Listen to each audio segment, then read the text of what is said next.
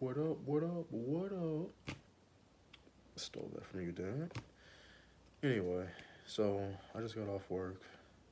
Been at work since 6 in the morning. Dead tired. I'm gonna try to just breeze through this. Not breeze through, but you know. So, least favorite piece was probably the album cover. I mean, not the album cover. The book spread. The book spread. Um, just because I didn't pick a book that really lent itself well to illustration. In the beginning, it kind of described how everything is pretty bland, and not bland, but everything's pretty mundane.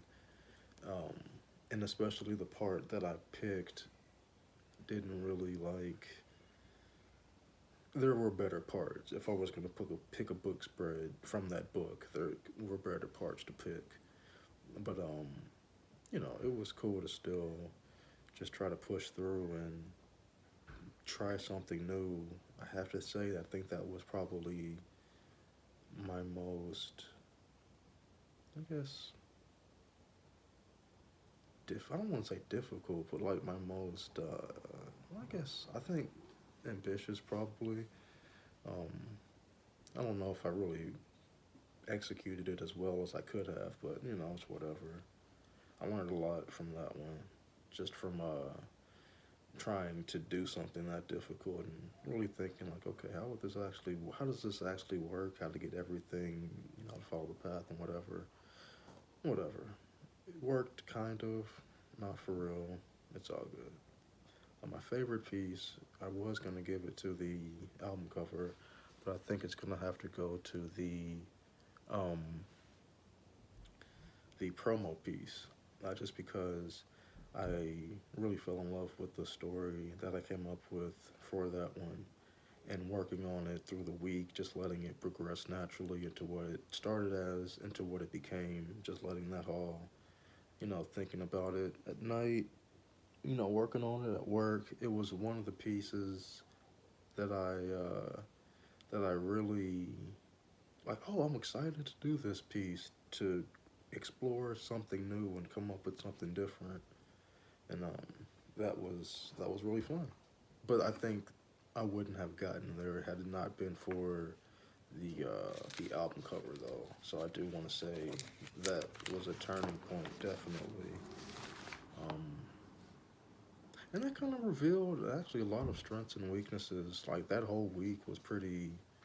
I don't want to say intense because it really wasn't, but just like raking my head against the like the coals, trying to figure out like, okay, how can I execute all these elements the way I want to, and then like I remember I think it was Wednesday.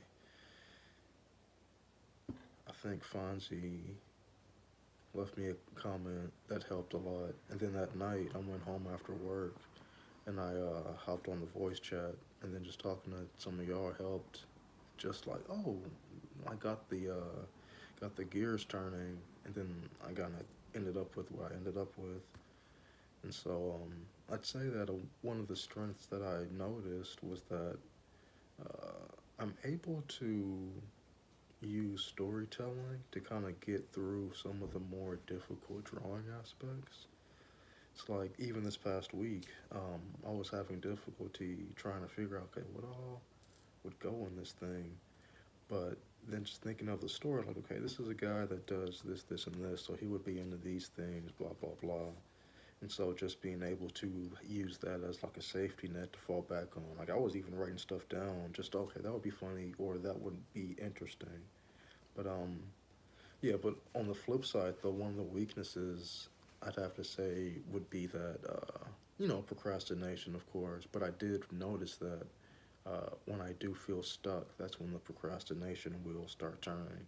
And then I'll be like, oh yeah, I should take out my trash, or I should, you know, wash my dishes or whatever.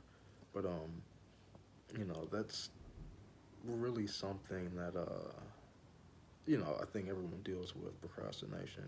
Not procrastination, but that and just discouragement, things like that. But then just being able to have the y'all support, you know, the support of people that I know who know I'm doing the workshop. It's been, it was cool. So I really appreciate that. But yeah.